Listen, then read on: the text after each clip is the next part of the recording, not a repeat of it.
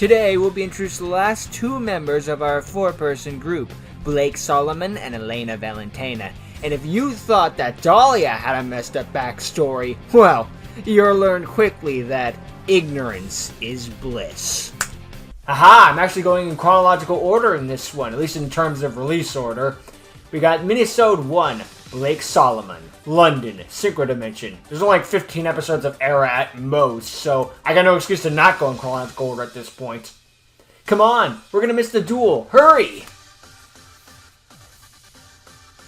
Well, the irony of this music playing, given that where we're going, it's like, aha, let's play the big arena theme for Underground Duel Arena. The Underground, the big reveal after S-Code and Drakescale, or Spooky's conversation. We're back, hardcore dueling fans, ready for another round in the Underground. We've got a match for you that you've all been waiting for. It's a match between the two remaining undefeated duelists here. I cannot do a Michael Cole, so don't expect me to. Meaning, whoever wins this gets to keep the title of undefeated. You can do a Jim Ross, and not southern enough. In this corner, we got the Botanical Queen, the Mistress of Plants, the Snake Root. You got a nice design. I wish he showed up more, just based on the design alone, but, what are you gonna do? In this corner, we have...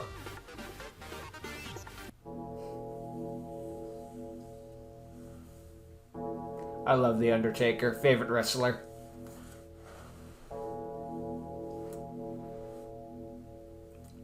They're the Menace of the Underground, the what everyone wants to beat. The Grim Reaper, the Walking Apocalypse, Fear Incarnate, the Devastator. Meets Blake. So you still give up, Snake Root. You know you stand no chance. You can still give up. I misspoke in the first line. Great job for Sollomon's introduction. We'll see about that one. I'm not going down without a fight.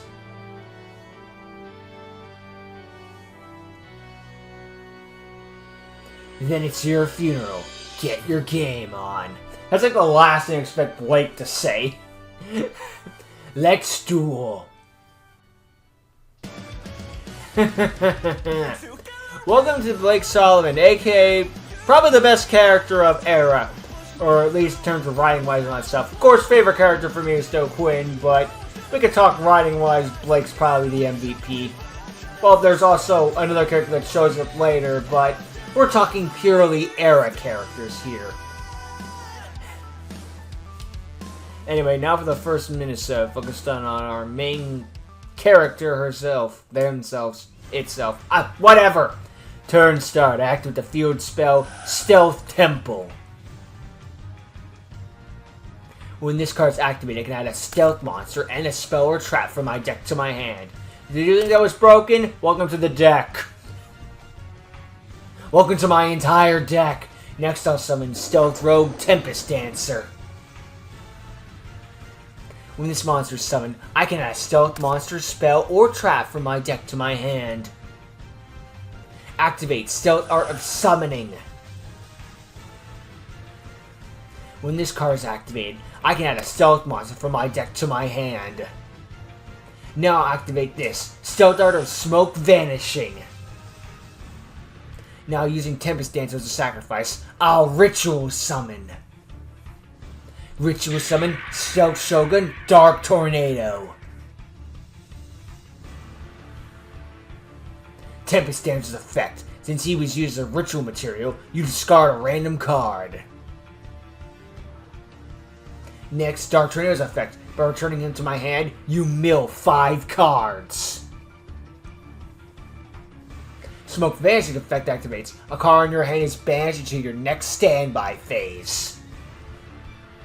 And I'll use my summoning art once again. I'll offer Dark Tornado and Flaming Claw as a sacrifice. Ritual Summon, Stealth Shogun, Void Ogre! Her ace. Or their ace, I should be saying. Activate effect. When he's summoned, I can summon 2 more Void Dragons from anywhere. Activate the effect of all 3, returning them to my hand to make you mill 15 cards. Instant Smoke Vanishing makes you mill more. Finally, activate the Art of Cycling once more, offering 3 Void Dragons as sacrifice. Offering a Void Dragon as a sacrifice. Ritual Summon, Stealth Shogun, Firebird Spirit.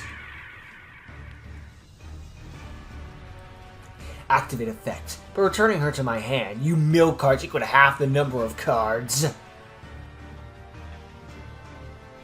You've milled this game. You've milled 27 cards. Half of that's 14. You have 8 cards left.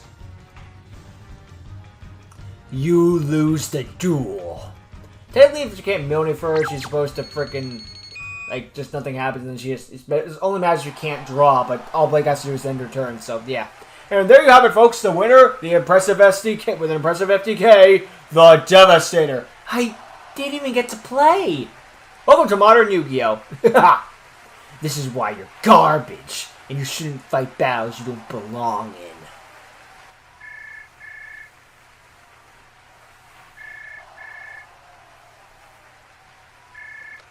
Scam likely, damn it. Who's this? Ah, Bloodhound. What do you want? The boss wants to see me, right? I'll be up there. Hey boss, they're here for you. Thank you, Bloodhound. Excellent show, Devastator. Bravo. Yeah, sure. What do you want me here for? Right to chase, I see. Well, you see, we're going to have to temporarily let you go. Explain. They think you're my child, with our both having an eye scar. Trust me, it's not that you're bad. Oh, far from it. You're too good, and that's the issue. You see, now that you're the undefeated Devastator, people are going to start betting on you. And only you, meaning we can barely make money. But don't fret, we have a plan for you. You're getting sent to a Grand Wheeler Academy. You'll find stronger duelists there than here. Stronger, huh? Very well, I accept. But I will return here. No, you won't. Trust us, Devastator. We wouldn't have it any other way.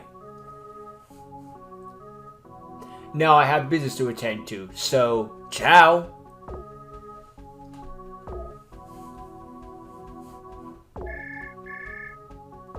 Another phone call. Scam likely again? Why do I answer? Father? Yes, I've heard what's going on. Yes, I understand what awaits me if I fail. The electric chair would await me, huh? Yes, I will not fail, Father. I will not lose a duel. Yeah, if Blake loses a singular duel, death. That's what she has coming to her from her father. A truly despicable and evil man. But we've heard about him, if you remember the Fire and Ice episode of Behind the Duels. But let's focus on the episode itself. We are introduced to Blake Sollomon, one of the most broken characters in the entire YDU. Seriously, there's a reason that in the reboot they got a new deck. Because even the freaking creator Spooky is like, this deck is OP. Great, at the time that was the point, to show how powerful Blake truly was and give an unsurmountable challenge for the opponent to overcome. But there's a limit. Like, seriously, we talk about like freaking this character's deck being OP, this character's deck being OP. No. Let me introduce you to this deck. Bring this into the FST, Spooky. I dare you. I double dog, triple dare you. I don't actually. I take that back. I take it back. Valtor versus Blake Sollomon. I have so many Orichalcos cards in my deck. What deck? What? No! No, seriously, that freaking turn was obnoxious. Turn 1, you have no deck now. The end. GG, not really. We didn't even get to see what her deck was. Probably gonna be Black Rose cards if I had to guess, just going off the theme. I'm actually playing the new Black Rose cards that came out now. I'm not ahead of my time, said Spooky. Oh, jeez. But yeah, we're also introduced to the fact that this takes place in the same universe as the YDU, as Unleashed itself in general. Because we get introduced to the underground, with the same areas that Frick was shown Unleashed, and Bloodhound to boot. Which are all references that I missed the first time I watched this because I skipped this episode at first because I'm an idiot. I've always been an idiot, and I'm always going to be an idiot. Let me self-deprecate, alright? I'm allowed to do it, rather than being an over-egotistical person thinking I'm better than everyone, right? Oy. Anywho, yeah, Blake is a truly devastating character, fittingly of the name, and I did like the explanation as to why Blake gets sent to the academy. We're not sending you there to teach, we're sending you there because you're a little too powerful. See, if everyone just bets on you, they're gonna win, and the house doesn't like it when they always lose. That's not how betting works. It's not a gamble if you just pick the one that's always gonna win. You know, Cena wins, lol. Roman wins, lol. It's not as fun if you just bets on the person that's always going to win. So, yeah. You can't just have someone undefeated. That's it. So the explanation for us of why they're gone is good. Granted, it's also been self-deprecation if you're just like, hey, yeah, it's underground, so this school teaches literal children going to duel will be better than this underground of full-grown adults. Make of that what you will. But then again, given who we have in the underground is one person playing Dark Artist, yeah, there aren't lies fully. It's varied. But I guess it's supposed to be more consistent challenges than the underground. You know, it's not just like some waving curve of up and down and better and worse, it's just flat level. But yeah, Introduction to Blade, arguably best character of all of Era. Probably is the best character in all of Era, but who knows. I'll see you when you come back, Blake. No, you won't. This universe is getting rebooted before that happens. But anywho, yeah, meet Blake Sollomon. You'll remember them, and you'll never forget them. So, yeah.